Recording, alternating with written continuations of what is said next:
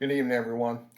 Lorenzo Fioramonti stated in the closing paragraph of Chapter 4 in the book History of the Future of Economic Growth, edited by Iris Barrowy and Matthias Schmelzer, that ultimately citizens rather than technocrats should be given the possibility to decide what society's goals are and how to achieve them. This quote was given in relation to a discussion on the role gross domestic product plays in the development and driving of fiscal policies and priorities of a government in the management of a nation's or the world's economy. However, what Fioramonti stated is just as applicable, if not more so, at the level of the individual businessman or woman to decide what their goals are and how best to attain those goals. Howard Schultz is a businessman who saw an opportunity, decided upon a goal for that opportunity, and took the necessary steps to make it succeed in dramatic fashion. Starbucks coffee is a worldwide phenomenon. I would venture to say it would be near impossible for anyone in the developed world to not at least know what a person is talking about when they ask, "Hey, I'm going to get a Starbucks. You want one?" It's almost the same as being in the American South and asking if someone wants a Coke and knowing that they do not necessarily mean a straight up Coca Cola. Starbucks coffee was actually founded by Jerry Baldwin, Gordon Bowker, and Zeb Siegel in 1971 in Seattle, Washington. It wasn't until 1981 that Howard Schultz first visited Starbucks, for at the time they were still only located in the Seattle region. Howard noted in his interview for Biography.com that on his first visit to Starbucks, he knew he was home. He said, "I can't explain it, but I knew I was in a special place, and the product kind of spoke to me." He started a year later with the company as the director of retail operations and marketing. They only sold coffee beans at the time, no drinks back then. 2 years later, while traveling in Italy, Schultz picked up on the vibe of some of the local coffee shops throughout that country and wanted to bring that feel back to Starbucks. The owners were not as excited about this venture as Schultz was, even though the one store they started with a coffee bar was a big success. Schultz realized his goal was not the same as that of the owners. In 1985, he left to start his own coffee shop business.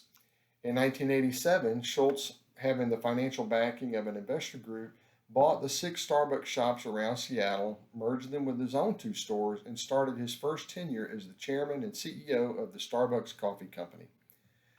During this period, he educated and reoriented American and coffee drinkers the world over on a whole new way of coffee.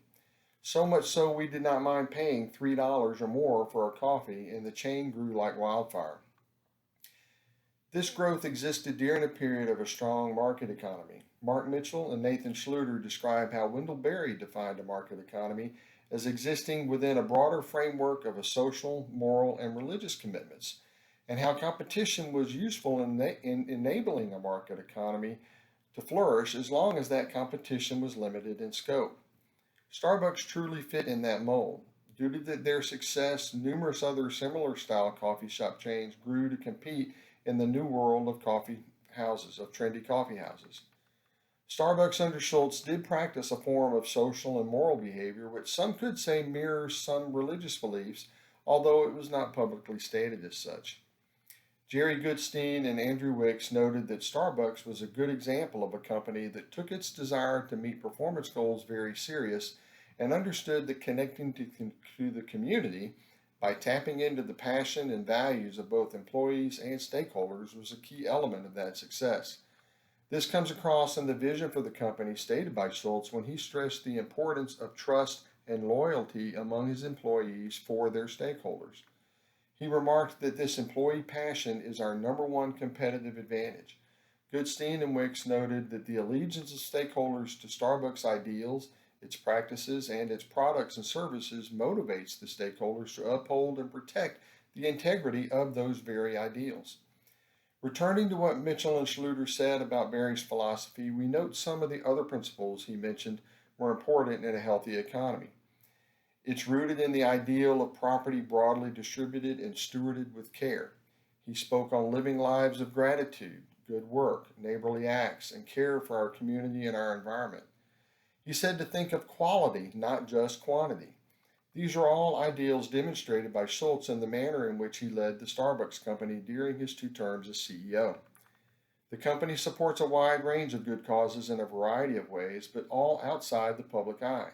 They did these things and do them simply because, as Schultz said, it's the right thing to do. He also said that the best businesses give back and demonstrate commitment to communities. As for the quality versus quantity argument, during his second term as CEO, Schultz actually reduced the number of stores around the world and reduced the product offerings for food items so they could better focus on the true mission of the company: great coffee and relationships with their stakeholders and customers. Schultz made a strong commitment in this regard by stating, "We can set the bar high for how companies manage their businesses in a socially responsible way." Schultz left the company again in 2018 to pursue other things in life. However, according to the corporate website, there are more than 30,000 stores across 80 markets as of June 30th of 2019. I would say they are doing a pretty good job at carrying on the vision set forth by Howard Schultz. Thank you very much.